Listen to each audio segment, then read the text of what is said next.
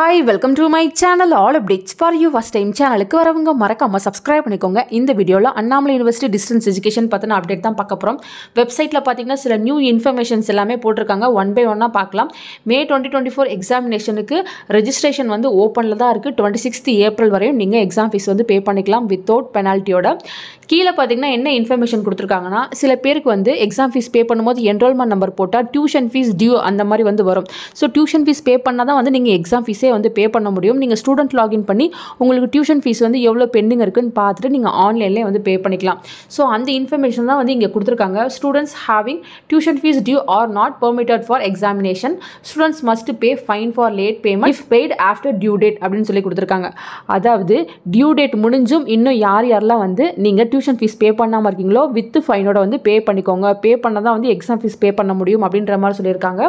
இன்னொரு முக்கியமான விஷயம் என்ன கொடுத்திருக்காங்கன்னு பாத்தீங்கன்னா இப்போ தேர்ட் இயர் படிச்சுட்டு இருக்க ஸ்டூடெண்ட்ஸ் நீங்க வந்து இன்னும் டியூஷன் ஃபீஸ் பே பண்ணல அப்படின்னா நீங்க செகண்ட் இயர்ல ஏதாவது அரியர் வச்சிருந்தீங்கன்னா அந்த பேப்பரையும் எழுத முடியாது அப்படின்ற மாதிரி சொல்லியிருக்காங்க.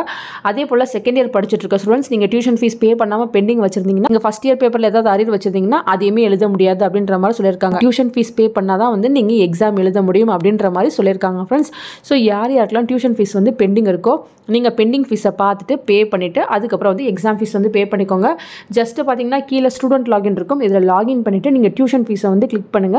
ஸோ எவ்வளோ ஃபீஸ்க்கு வந்து நீங்கள் எவ்வளோ ஃபீஸ் பே பண்ணியிருக்கீங்க இன்னும் எவ்வளோ ஃபீஸ் இருக்குது அப்படின்ற இன்ஃபர்மேஷன் அங்கேயே ஷோ ஆகும். அதை பார்த்துட்டு நீங்கள் டியூஷன் ஃபீஸ் வந்து பே பண்ணிக்கோங்க. வெப்சைட்லேயே பார்த்தீங்கன்னா டாப்பில் பேமெண்ட்ஸ்ன்னு இருக்கும். இதில் வந்து டியூஷன் ஃபீஸ்ன்னு இருக்குது. ஸோ இதை வந்து கிளிக் பண்ணி உள்ளே போங்க.